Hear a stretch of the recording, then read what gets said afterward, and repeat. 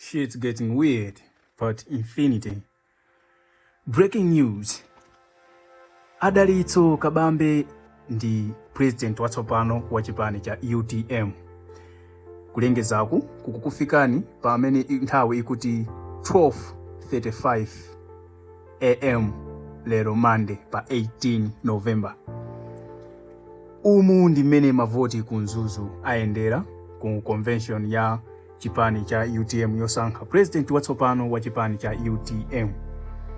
Mavoti wose analipo 727 nil 22, ndipo akaliyati apeza mavoti 21, Amafio Ntumbuka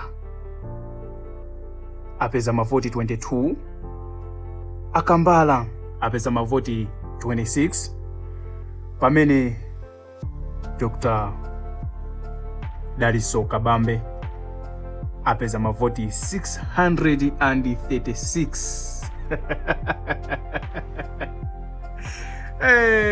Koma dziko ili tikunena pano kunzuzu kwavutiratu mongonjezerapo pa ma contested positions ena amene ali deputy president watsopano ku chipani cha UTM ndi Alexander Bulelani, secretary general watsopano Willet Kalonga, organizing secretary Hashim Banda, publicity secretary Felix Njawala, campaign director Mankwenda Chunga, director of women Cecilia Mandambwe, director of youth Penjani Fredo Kiskarua, director of political affairs Emile Chintu Piri, director of protocol and social warfare Lisa Sande, director of elections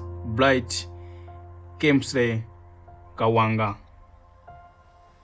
Umu ndi mmene zayenera.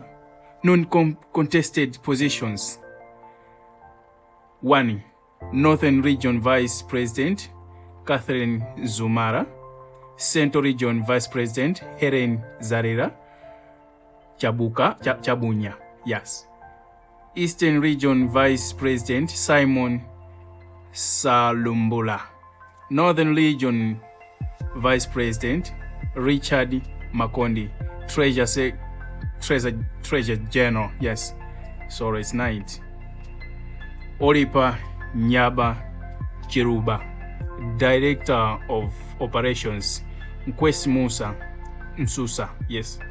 Director International Relations Chrissy Kalamula Kanyasho. Director of Legal Affairs Charles Dokera Tore.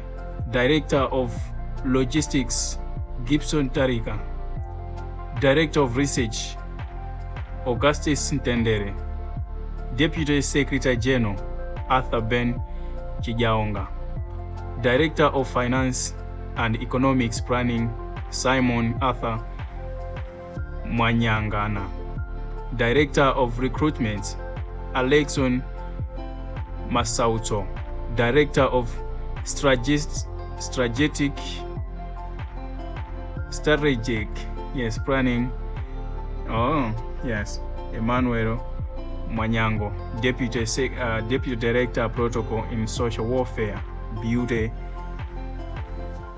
Kalongonya. Deputy Treasurer General Steve Sukali. Deputy Organizing Secretary Kumbo Bire Banda.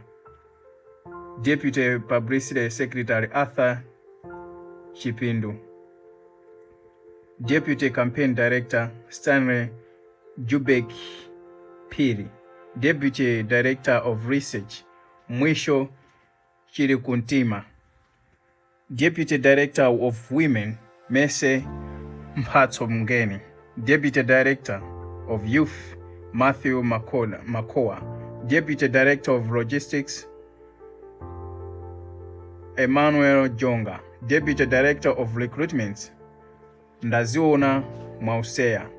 Deputy Director of Strategic Planning Christopher Michael Walker.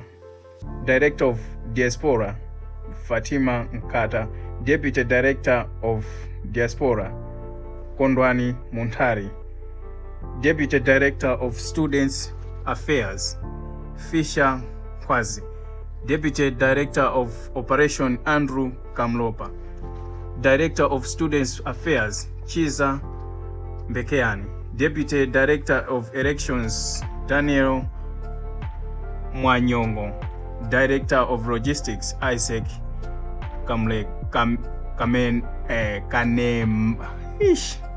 Kaneka.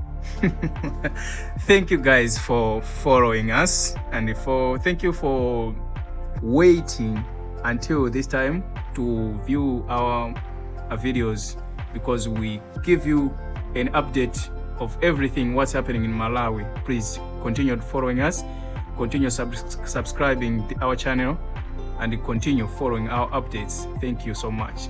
Good night.